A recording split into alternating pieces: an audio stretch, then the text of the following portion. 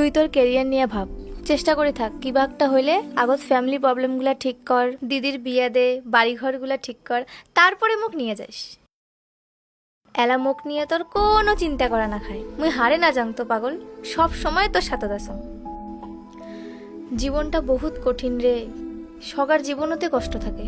কিন্তু সগরের জীবনে তো চোখের জল মুছে দেওয়ার জন্য তোর মতন পাগলি না থাকে। হয়েছে হয়েছে, সসায় রে, লাইফত বোঝার মতন মানুষ একজন থাকলে কষ্টগুলো মালুম কম হয়। করিস না রে অত চিন্তা, যখনই মন বেয়া হবে মোর সাথে দেখা করিস, সব শেয়ার করিস, মন হালকা হবে। কারণ কি জানিস, সুখগুলো তো সবার সাথে শেয়ার করা যায়, কিন্তু জীবনত এমন মানুষ খুব কম থাকে যার সাথে কষ্টগুলোও শেয়ার করা যায়।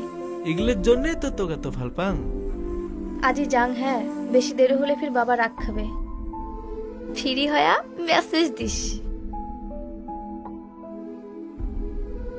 ওই শোন না, ক। শোক হারাইলেও তুই না হারাস। পাগল।